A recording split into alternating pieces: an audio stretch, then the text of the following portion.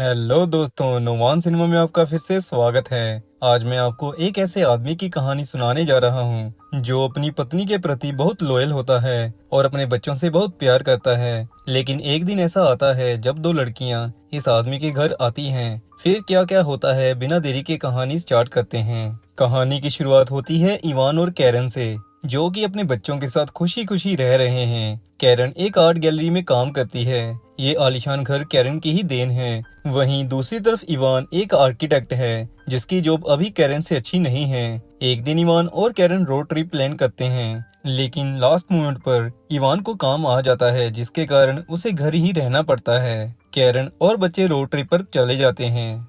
रात इवान आराम से काम कर रहा होता है। अचानक उसे डोरबेल बजती सुनाई देती है। इवान दरवाजा खोलता है तो बाहर दो सुंदर लड़कियां बेल और जेनेसिस खड़ी होती हैं। पूछने पर जेनेसिस बताती है कि आज रात वो पार्टी पर जाने वाली थी, लेकिन बारिश इतनी हो रही है कि वो रास्ता भूल गईं। उनके सेल फोन भी पानी के कारण बंद हो चुके हैं। ये सुन के इवान पूछता है कि मैं आपकी कैसे हेल्प कर सकता हूँ। जेनेसिस कहती है कि आप हमें बस कुछ समय के लिए लैपटॉप यूज करने दीजिए।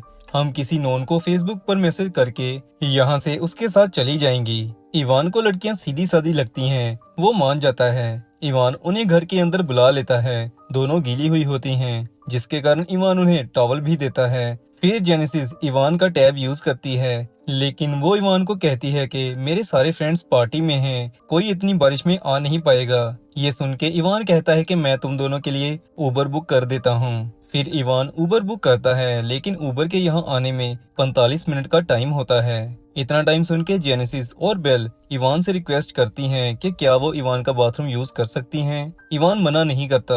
दोनों के कपड़े गीले हो गए थे, जिसके कारण दोनों टॉवल पहन के ही बाहर आ जाती हैं। इवान दोनों के कपड़ों को सुखाने के लिए मशीन में डाल देता है। फिर इवान दोनों के लिए चाय बना रहा होता है कि तभी दोनों को टॉवल में देख के इवान अनकंफर्टेबल फील करता है। फिर वो दोनों के साथ लॉबी में बैठता है और दोनों से पूछता है कि तुम करती क्या हो। दोनों बताती हैं कि वो एयर होस्टेस हैं और अपने कस्टमर्स का ध्यान रखना उन्हें अच्छे से आता है। इसके बाद दोनों इवान से उसकी फैमिली के बारे में पूछती हैं और बातों बातों में इवान के पास बैठ जाती हैं। दोनों को इतना करीब आते देख इवान उठता है और चेयर पर बैठ जाता है। इवान को लगता है कि ये लड़कियां वाइल्ड हैं। वो अपना फोन देखता है, जिसमें उसे पता चलता है कि उबर को आने में अभी भी 20 मिनट पड़े हैं। लड़कियां दोबारा इवान के नजदीक जाती हैं और उससे पूछने लगती हैं कि तुम और तुम्हारी वाइफ पहली बार कब मिले थे, तुमने पहली बार किस कब किया था। इवान बताने लगता है, लेकिन लड़कियां इवान के ऊपर चढ़ने को कर रही होती हैं। इवान फिर से दोनों को अवॉइड करता है और फोन में देखता है कि अब सिर्फ 5 मिनट ही रह गए हैं उबर को आने में। फिर इवान कहता है कि वो कपड़े लेके आता है। वापिस आके इवान देखता है कि लड़कियां लॉबी में ना होके बाथरूम में होती हैं। इवान उन्हें आवाज लगाता है, लेकिन वो सुनती नहीं। फिर इवान कहता है कि वो अपनी आंखों पर हाथ रख के अंदर आ रहा है। फिर इवान बाथरूम में जाता है, जहां दोनों लड़कियां न्यूड होके नहा रही होती हैं। इवान उन्हें कहता है कि जल्दी कपड़े पहनो, बाहर उबर आ चुकी है। लेकिन लड़कियां इवान के करीब आके उसे फाइनली सेड्यूस कर लेती हैं, जिसके बाद इवान दोनों के साथ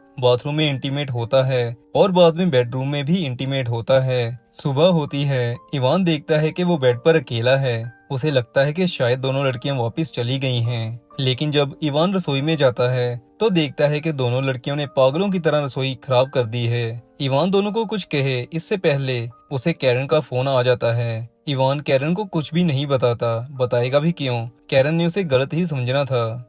इवान बहाना बना के फोन काटता है और फिर वो दोनों को कहता है कि तुम दोनों यहाँ से चली जाओ। लेकिन बेलो जेनेसिस इवान को इग्नोर करके कैरन की पेंटिंग्स को खराब करने लग जाती हैं। ये देख इवान कहता है कि वो पुलिस को कॉल कर देगा अगर वो यहाँ से नहीं गई तो। जेनेसिस कहती है कि हम पुलिस को कहेंगी कि तुमने हमें किडनैप करके हमारे साथ ठोका ठोकी की है। ये सुन के इवान सोच में पड़ जाता है। फिर घर की डोरबेल बजती है। इवान जाके देखता है कि एक नेबर आई होती है, जिसे कैरन ने कहा था कि इवान को खाने पीने के लिए पूछ लेना। लेकिन तभी जेनेसिस बाहर आके इवान को लिपटने लगती है। ये देख के नेबर इवान से गुस्सा होती है। इवान उसे कुछ समझाए, वो इवान को गाली देते देते घर से चली जाती है। इवान को गुस्सा आता है और वो पुलिस को कॉल करने लगता है। दोनों लड़कियां डर जाती हैं। फिर वो कहती हैं कि उन्हें वो घर तक छोड़ आए। इवान मान जाता है। फिर इवान दोनों को एक घर के बाहर ड्रॉप करता है और वापस घर आके सारे घर की सफाई करता है। रात को इवान दोबारा अपने काम में लग जाता है। उसे फिर से लॉबी से कोई आवाज सुनाई देती है। वो देखता है कि उसकी फैमिली फोटो नीचे टूटी पड़ी है। जब इवान फोटो को उठाने लगता है तभी पीछे से जेनेसिस फायर एक्सटिंग्विशर इवान के सिर में मारती है, जिससे इवान वहीं बेहोश हो जाता है। जब इवान को होश आती है तो वो देखता है कि उसे बेल और जेनेसिस ने बेड से बांधा हुआ है। इवान अपने आप को छुड़वाने की बहुत कोशिश करता है, लेकिन कोई फायदा नहीं होता। तभी इवान को कैरन की वीडियो कॉल आती है। जेनेसिस इवान की पैंट उतारने लगती है और उसे कहती है कि क्या मैं तुम्हें नंगे करके कॉल पिक कर लूं। इवान कहता है कि ऐसा मत करना, उसके बच्चे भी कॉल कर सकते हैं। हार के इवान कहता है कि तुम जो चाहती हो मैं करने को तैयार हूँ। फिर जेनेसिस कहती है कि तुम्हें बेल के साथ ठोका ठोकी करनी होगी, जिसके बाद बेल इवान के ऊपर चढ़ जाती है। दूसरी तरफ जेनेसिस दोनों की वीडियो रिकॉर्ड कर रही होती है। दोनों की वीडियो रिकॉर्ड करने के बाद जेनेसिस कुछ लेने रसोई में जाती है। इधर बेल इवान के साथ लगी होती है। इवान जानबूझ के बेल को कहता है कि और जोर से करो, जिससे इवान की रस्सियां खुल जाती हैं। फिर वो बेल को हिट करके नीचे गिराता है और जेनेसिस को पकड़ने जाता है। जेनेसिस केक खा रही होती है। इवान उसे गले से पकड़ लेता है, लेकिन जेनेसिस इवान के शोल्डर में कांटे वाला चम्मच चुबो देती है।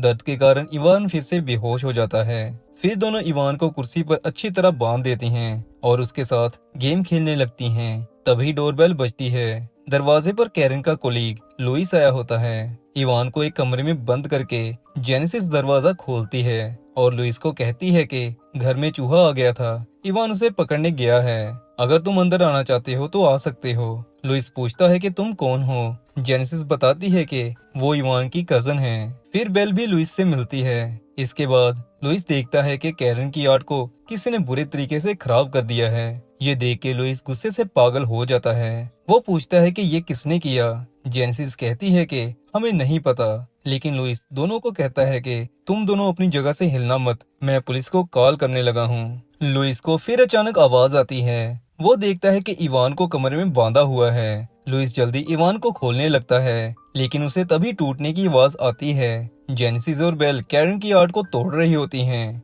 लुइस जल्दी बाहर आके उन्हें रोकने की कोशिश करता है। लुइस को अस्थमा की प्रॉब्लम होती है। कैरन की आर्ट टूटी देख के गुस्से से लुइस की सांस फूलने लगती है। वो अपना इनहेलर ढूंढने लगता है, लेकिन जेनेसिस ने पहले ही वो चोरी कर लिया था। इवान पूरी तरह खुला नहीं होता।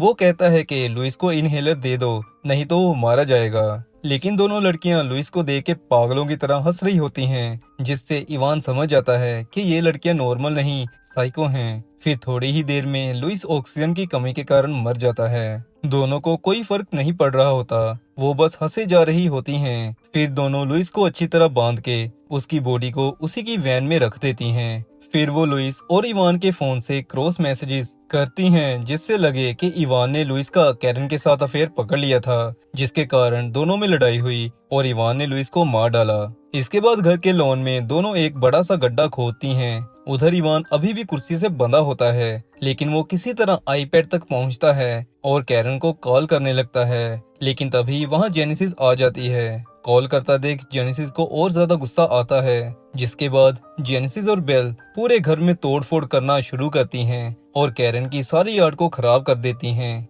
यही नहीं, वो इवान के बाल तक भी काट देती हैं। तोड़फोड़ करते टाइम जेनेसिस को गन मिलती है। फिर उसे आइडिया आता है और वो इवान को कहती है कि अब हम तुम्हारे साथ हाइड एंड सीक खेलेंगी, अगर तुम पकड़े गए तो हम तुम्हें शूट कर देंगी। ये सुन के इवान डर जाता है और फिर जल्दी भाग के छुप जाता है। फिर इवान धीरे धीरे घर से बाहर निकलता है और चुपके से कार में बैठ के भागने लगता है, लेकिन जेनेसिस उसे ढूंढ लेती है। इवान चिल्लाता है कि कोई उसकी हेल्प करे, लेकिन उसकी आवाज सुनने वाला कोई नहीं होता। फिर सीन शिफ्ट होता है और हम देखते हैं कि जेनेसिस और बेल ने इवान को दोबारा बांध दिया है और फिर उसे खोदे हुए गड्ढे में डाल के गड्ढे को मिट्टी से भर देती हैं।